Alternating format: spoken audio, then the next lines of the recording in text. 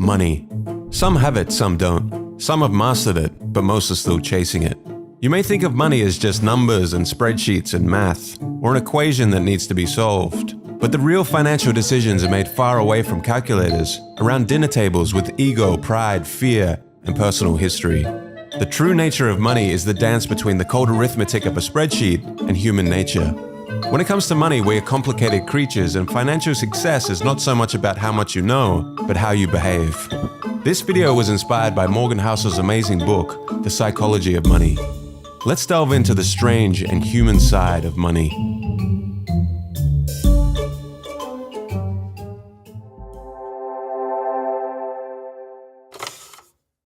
Your financial DNA. You aren't crazy.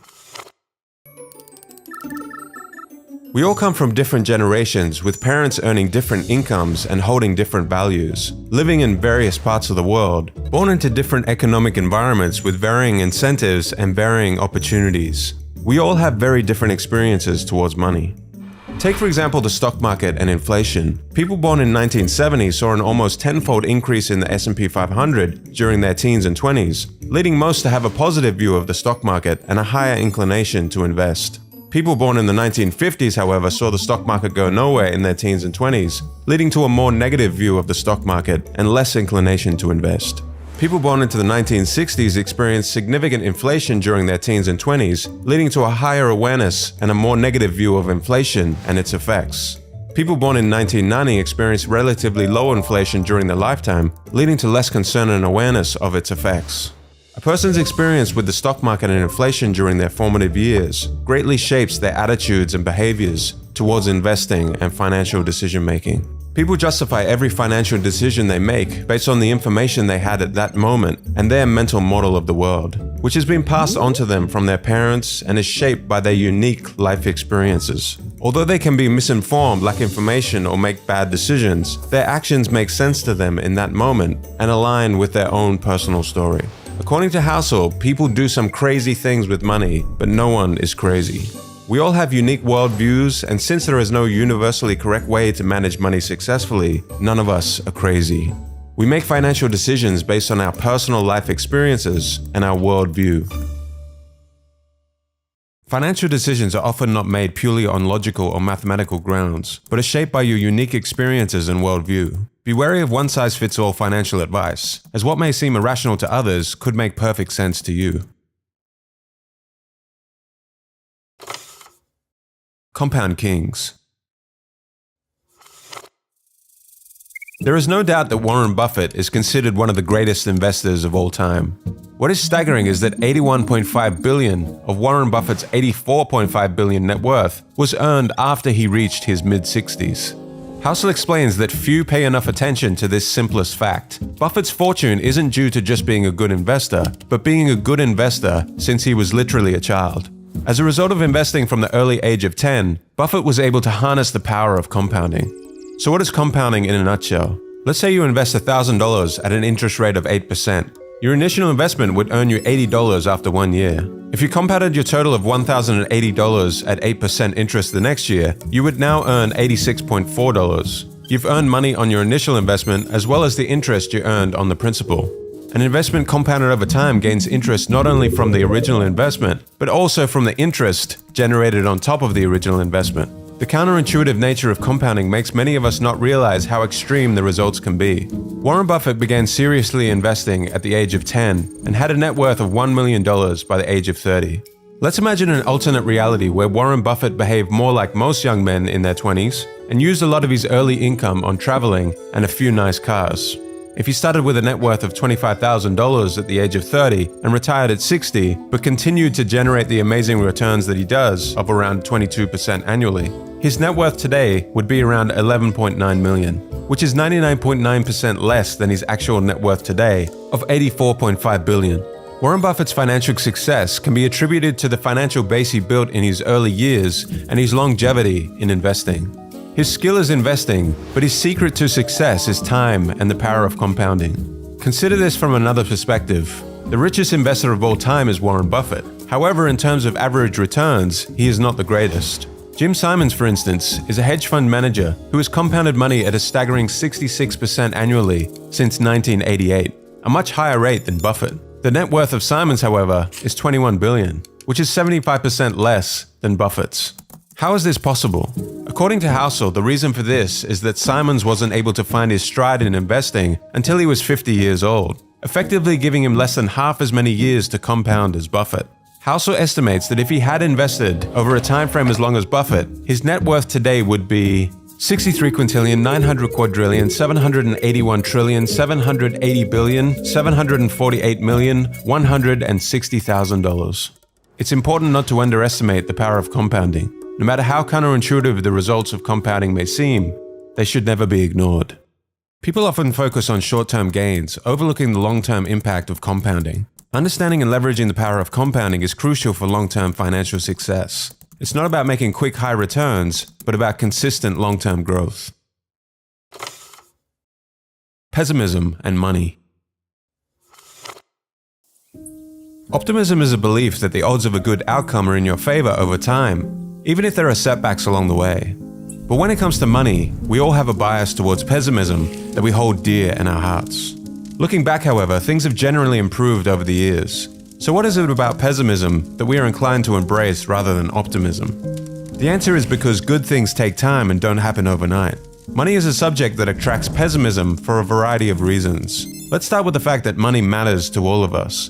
When we hear about something bad happening in the economy, we're more likely to pay attention. For example, a 40% decline in the stock market over 6 months is likely to attract attention immediately and may even attract government intervention. However, the incremental nature of a 140% gain over 6 years can go largely unnoticed. Every year, 500,000 Americans are saved by the progress of medicine over the last 50 years. Slow progress, however, attracts less attention than quick, sudden losses, such as terrorism, plane crashes, and natural disasters. There are many overnight tragedies, but few overnight miracles. To be practical, we don't have to be pessimistic. Despite setbacks, we can hold on to the belief that over time, the odds of a positive outcome are in our favor. When watching the news highlighting a stock market crash, economic woes, or other money problems, try to remember that things tend to improve over time. Don't let the allure of pessimism cloud your judgment. A balanced reality-based optimism, viewed over a longer time horizon, is often more rational for long-term success and can reveal opportunities you would miss with a pessimistic outlook.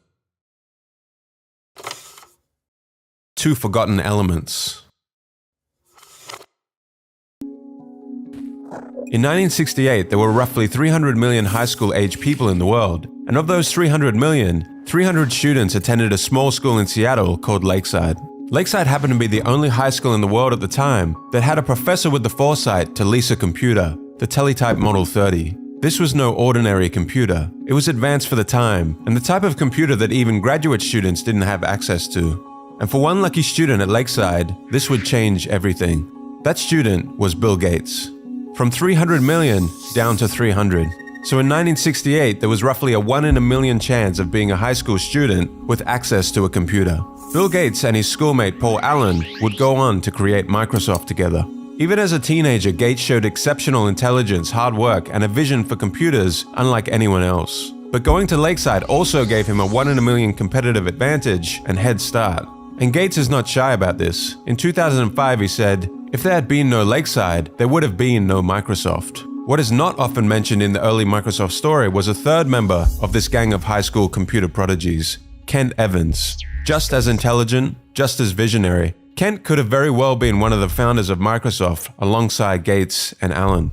However, that would not happen. A mountaineering accident took Kent's life before he graduated high school. The odds of a high school student being killed in a mountaineering accident are around 1 in a million. Just as the extremely rare stroke of luck would propel Bill Gates and Paul Allen to great success, Kent Evans would experience an extremely rare event with an encounter with what Housel calls the close sibling of luck, risk. Luck and risk are like the winds and the waves that determine the course of a sailboat. The sailor can control the rudder and the sails, but ultimately the direction and speed of the boat are influenced by external factors that cannot be fully predicted or controlled. The pursuit of success is full of twists and turns, and the role luck and risk play in shaping our lives is an important perspective to keep in mind. Understanding that success is a complex combination of factors, including both talent and luck, can help us approach our own financial decisions with greater humility and perspective. Be cautious in attributing your own successes or failures solely to your own actions. Acknowledge the roles of luck and risk. When learning from others, try to emulate broad patterns you encounter as opposed to extreme individual examples that often involve a high degree of luck or risk. These extreme cases are not easily replicable. The key to happiness. People want to become wealthier to make themselves happier, but according to Housel, the key to happiness is the ability to do what you want, when you want, with who you want, for as long as you want. The pursuit of material wealth has led to many people working harder and giving up more control over their time, despite being richer than ever before. However, studies show that having control over your life is the most dependable predictor of positive feelings of well-being, more than your salary, house size, or career prestige. Ultimately, controlling your time is the highest dividend money pays. Pursuing money without valuing time is like filling a bucket with a hole in it. No matter how much water you pour in it, it will continue to leak out. Similarly, no matter how much money you accumulate, it won't bring lasting happiness if you don't have control over your time and can't enjoy the fruits of your labor. Prioritize gaining control over your time when considering how to use or invest your money. The freedom to do what you want when you want is often more valuable than any material possession. Tail events. Heinz Berggruen, a man who fled Nazi Germany and settled in America, became one of the most successful art dealers of all time. He collected a massive amount of art, including works by famous artists like Picasso, Klee, and Matisse. In 2000, he sold part of his collection for over 100 million euros. But what was his secret to acquiring so many masterpieces? Was it skill? Was it luck? According to Horizon, a research firm, great investors buy vast quantities of art and hold on to them for a long period of time. They wait for a few of those paintings to become well known and worth a lot of money, even though most of the paintings they bought were not worth very much. In other words, it's not about being right all the time, but having a diversified portfolio and waiting for just a few winners to emerge. Perhaps 99% of the work someone like Berggruen acquired in his life turned out to be of little value. He could be wrong most of the time, but that doesn't particularly matter if the other 1% turns out to be the work of someone like Picasso. These events are known as long tails, when a small number of events can account for the majority of outcomes. The long tails of Berggruen's art collection are what led to his ultimate fortune. The story of Berggruen teaches us a valuable lesson about investing, and this long tail concept also applies to many aspects of business and investing. The obvious example is venture capital. Most of the startups in a VC fund will fail and lose money for the fund, but all they need are a few outlier startups which make 20x returns to make up for these losses. Take Amazon for instance. In 2018, it drove 6% of the returns on the S&P 500, even though it is just one company. And if we look inside Amazon, its growth was largely driven by two tail events, Amazon Prime and Amazon Web Services. These two products alone more than made up for all of Amazon's less successful experiments, such as the Fire Phone or travel agencies. After the disastrous release of the Amazon Fire Phone, rather than apologizing to shareholders, Jeff Bezos said, "If you think that's a big failure, we're working on much bigger failures right now. I'm not kidding. Some of these are going to make the Fire Phone look like a tiny little blip." Bezos understands that it's okay to make mistakes and fail with most products if the process creates the 1% of tail event products that drive everything. Tail events are mostly unintuitive and hidden from us because we only see the finished products and not all the failures along the way that led to that finished product. Housel in the book uses a real-life example of a stand-up comedian. When you're watching the Netflix special, you're probably saying to yourself, wow, this comedian is amazing and hilarious. But what you aren't seeing are all the trial and error failed jokes that the comedian tried out in small clubs all around the country before doing the special. The Netflix special is the 1% compendium of all the tail event jokes that actually made people laugh. 99% of the jokes along the way were probably just okay. When it comes to investing, even though long tails are prevalent, most of us ignore them. When things go wrong, we tend to overreact. As soon as you accept that tails drive everything in business, investing, and finance, you realize lots of things may go wrong, fail, or fall apart. Remember, out of nearly 500 stocks Warren Buffett has picked, only 10 have made the majority of his money. Good stock pickers will only be right half of the time. Good leaders will only make good decisions half of the time. The fact that you might be wrong sometimes doesn't mean that things won't work out over time. In the end, the outcome can be determined by only a small number of events.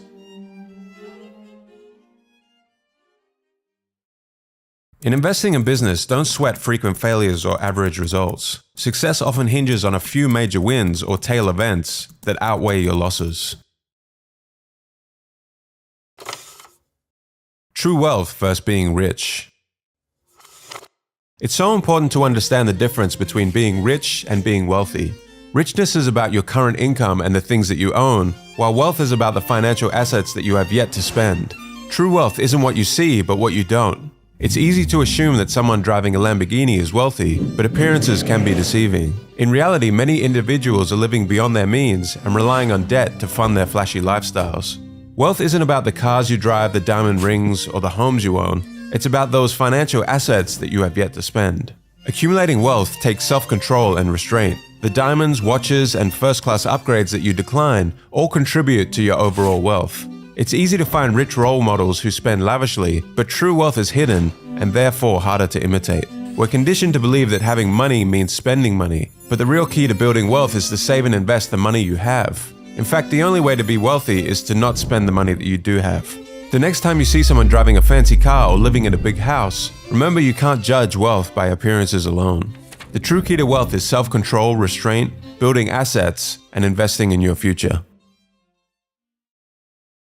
Aim for long-term financial security by accumulating valuable assets. Rather than equating wealth with material possessions like flashy cars and luxury goods, focus on building true wealth, not just the appearance of being rich. The real price. Imagine you're climbing a mountain with the goal of reaching the peak and admiring the amazing view. Maybe you will get sunshine that day, maybe rain. You may get lost, you may fall and injure yourself. The difficulty of the climb is not always apparent until you're in the thick of it. From the ground looking up, the path to take may seem obvious, but along the way you will certainly need to reassess and change your path to the peak. You are under no illusion, however, that there will be some golden escalator that will safely take you to the peak. You understand before the climb that this uncertainty and risk is just the price you have to pay to get to the top. But when it comes to investing in the stock market, many people think they can avoid the uncertainty and risk and get something for nothing. Housel likens the stock market to getting a new car. If you want to get a new car, you have three options. You can buy a new car, buy a used one, or you can steal one. The new car is a higher price, but the reward is greater. Think of the new car like aiming for 12% returns from the stock market. The used car is cheaper, but also comes with less reward. The used car is a much safer investment, but only returns 4% per year. Stealing a car is like trying to get something for nothing. 99% of people would avoid stealing the car because the consequences outweigh the benefits. However, when it comes to the stock market, people seem to be under the impression that they can take option 3 and steal from the market. They try all kinds of tricks and strategies to get good market returns without paying the price, attempting to sell right before the dip or buy before a boom. Consider, for example, wanting to earn an 11% return over 30 years in preparation for your retirement. From 1950 to 2019, the Dow Jones Industrial Average has returned about 11% per year. Over those 69 years, however, of course, there have been many high highs and low lows. For many, the sight of their investment going up and down can be traumatic, so they try to get in and out quickly without paying the price of volatility and uncertainty over the long term, akin to trying to steal the car. The price you must pay is not just about dollars or cents when investing. It's about accepting the emotions that volatility, fear, and risk can bring. Recognizing that successful investing comes with a price is crucial. The price is not immediately obvious, but you have to pay it, just like you would for any other product. The key is to convince yourself that the market's fee is worth it, and it's an admission fee worth paying. There's no guarantee that it will be, but if you see the admission fee as a fine, you'll never enjoy the experience. Be willing to pay the price once you find it. View market volatility as an admission fee for the potential of higher returns, rather than as a fine for doing something wrong. This mindset will help you stick with your investment strategy for longer time periods and during tough times. Hedonic treadmills. Enough. No when enough is enough.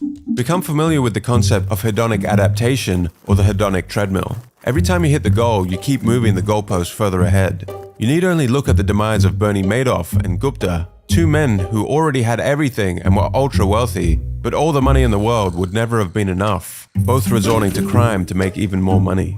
The pursuit of wealth and success without a sense of knowing when enough is enough is like climbing a never-ending ladder. No matter how high one climbs, there is always another rung to reach for, and the pursuit can become all-consuming, leading to a lack of happiness and fulfillment. Set a stable goal for what enough means to you. Otherwise, rising expectations will keep you perpetually unsatisfied and prone to needless risks. Be aware of the pitfalls of social comparison. Instead of endlessly comparing yourself to others, focus on what truly brings you happiness and fulfillment.